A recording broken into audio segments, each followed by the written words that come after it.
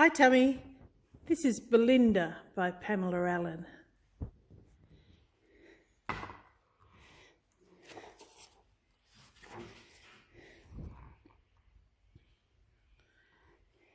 Bessie and old Tom live in the country.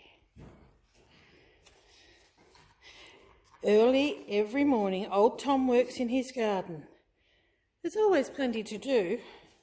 He grows cucumbers and carrots, he grows pumpkins and parsley, he grows beetroot and beans, and lots of other vegetables.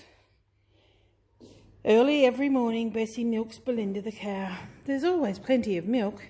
She gives some to the dog, she gives some to the cat, she puts some aside for old Tom and herself.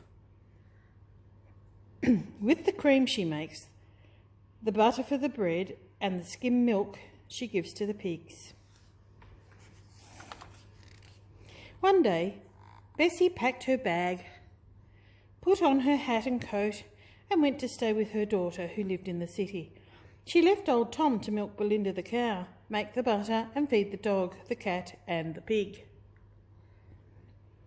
Old Tom got up very early. He took the bucket and the stool and set out to find Belinda. Belinda was chewing in the far corner of the paddock. He sat on the stool and placed the bucket carefully between his knees. Gently he put his hand on her teat. "There's a good girl," he crooned. Belinda gave one almighty kick. Old Tom flew high in the air and landed with a thud in the mud. Poor old Tom. Belinda was off, and old Tom was off after her. Around and around they went, mooing and trotting, around and around and around they went, until old Tom was quite out of breath. What was old Tom to do? There would be no milk for the dog, no milk for the cat, no milk for the pig, no milk for old Tom, and no butter for his bread. What was old Tom to do? He went to the shed and took a rope from the wall. Then he went to his garden and pulled up the biggest, fattest carrot he could find. With these he set out to catch Belinda. "Moo," crooned old Tom. "There's a pretty girl. Fat carrot, fat carrot. Come to old Tom. There's a good girl." "Moo," answered Belinda, as she cautiously, carefully inched towards the carrot. "Moo," bellowed Belinda as she snatched the carrot from old Tom's outstretched hand. "Ooh," cried old Tom as he landed with a thud in the mud. Belinda took off, and old Tom took off after her. Around and around they went, mooing and trotting, Around and around they went, until old Tom was quite out of breath. Now, what was old Tom to do?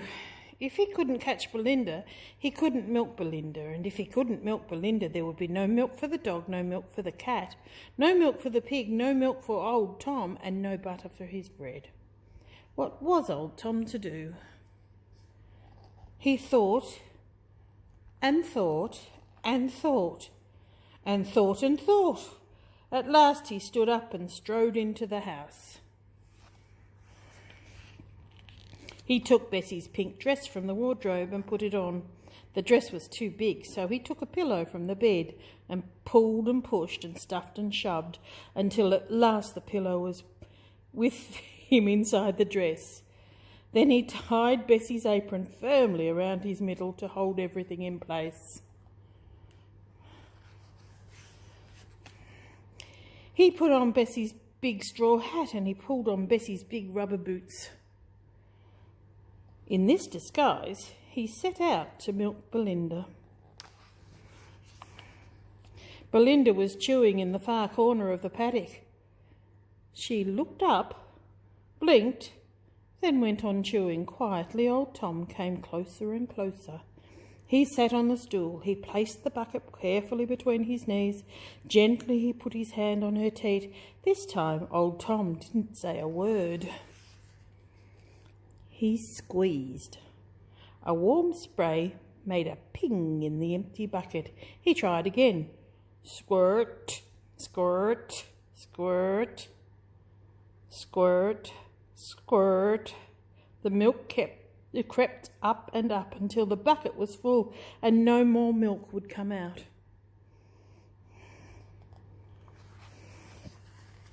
Now there was plenty of milk. There was milk for the dog, there was milk for the cat, there was milk for old Tom, and cream to make the butter for his bread. There was even plenty of skim milk left for the pig. Oops. When Bessie came home, she wondered how her pink dress came to have mud on the hem. She almost said, "Who's been wearing my dress?" But old Tom had been the only one at home, and it couldn't have been old Tom, could it?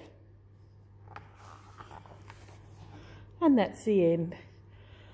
That Belinda was cheeky, wasn't she? Love you, Tommy. Bye.